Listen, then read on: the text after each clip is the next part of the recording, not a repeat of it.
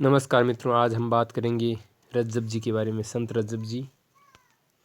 तो इससे पहले मेरे संत साहित्य की जो भी क्लास है उनको देखे और अधिकार की भी।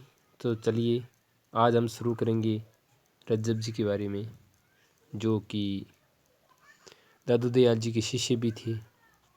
इनका जन्म है 1567 से 1689, 17वीं शताब्दी भी आ सकता है। विशेष तथ्य देखेंगे, रज्जब जी सांगानेर के पठान थे। ये बात आपको अच्छी तरह ध्यान रखनी है। ये दादू के शिष्य थे और इनका पूरा नाम है रज्जब अली। तो ये वेरी इंपॉर्टेंट पूछ सकते हैं कभी कि रज्जब जी का पूरा नाम क्या है, तो आप कन्फ्यूज हो सकते हो। दादू दयाल की समग्र रचनाएं, तो दादू दयाल जी के शिष्य थे तो इनकी समग्र जो रचनाएं हैं दादू दयाल जी की, इनका अंगवधु शीर्ष कृति से इन्होंने ही संकलित किया। तो दादू दयाल जी का विवेच्य है वो अंगवधु में मिलता है, इनकी सारी जानकारी अंगवधु। तो अंगवधु के जो संपादक हैं वो है रज्जब जी। 5 नंबर देखो, अन्य रचा सबंगी है। इन्होंने अपनी रचनाओं के साथ अन्य प्रसिद्ध निगुण संत कवियों की वाणी का भी संकलन किया है। वैसे इनकी रज्जब वाणी संग्रहित है, यानी ये रज्जब वाणी खुद की रज्जब जी की नहीं लिखी हुई है, किसी और की है, लेकिन इनकी जो रचनाएं है वो रज्जब वाणी में संग्रहित है। छठा देखो, इनकी कविता में भावपन, साफ और सहज है।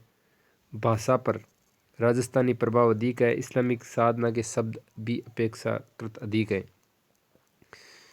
अब हम पढ़ने वाले हैं हजारी प्रसाद द्विवेदी जी का जो कथन है, इसको आप ज़रूर वेरी इंपॉर्टेंट लगा लो। ये कथन पूछा जा सकता है, काफ़ी महत्वपूर्ण है, हर हालत में पूछा जा सकता है और आपको याद रखना है। रजबदार निश्चित ही दादू के शिष्यों में सबसे अधिक कवित्व लेकर उत्पन्न हुई है। ये बात हजारी प्रसाद द्विवेदी जी ने की। ये बात आपको अच्छी तरह याद होनी चाहिए। इनकी कुछ चर्चित पंक्तियाँ हैं, ये देख लो। ये वही पंक्तियाँ जो पूछी जा सकती है, ज़्यादा महत्वपूर्ण है। तो चलिए पहली पंक्ति देखते हैं। वेद सुवाणी कूप जल दुख सुप्राप्ति होय, शब्द साकी सरवर शरीर सुख पीवे सब कोई। रज्जब जी की ये पंक्ति है, लेकिन यह मैंने नोट क्यों लिखा है, क्योंकि ये कूप जल शब्द है, ये कबीर जी की भी एक पंक्ति है, उसमें भी आता है। तो कंफ्यूज नहीं हो इसलिए मैंने लिखा है। इन्हें संस्कृत यानी संस्कृत ऐसा भी मिल सकता है और संस्कृत भी। तो ये संस्कृत भाषा कूप जल भाका बेता नीर, ये पंक्ति कबीर जी की। ये ऊपर वाली तो रज्जब जी की है, लेकिन नोट लगाया ये है इनकी है। दूसरे देखो, संतु मगन भय मन मेरा, है निस सदा एक रस लागा, दिया दरीबे डेरा। तो इन पंक्तियों को आप अच्छी तरह ध्यान रखोगे। अगला देखो, तीसरा देखो, कुल मर्यादा मेड सब भागी बैठा माठी मेरा, जाति पाति कछु समझो नहीं, किसको करे परेरा। तो ये ऊपर वाली वेरी इंपॉर्टेंट है, बाकी भी आप याद रखो। जैसे संतु मगन भया मन मेरा, है निस सदा एक रस लागा, दिया दरीबे डेरा, ये भी ध्यान रखो।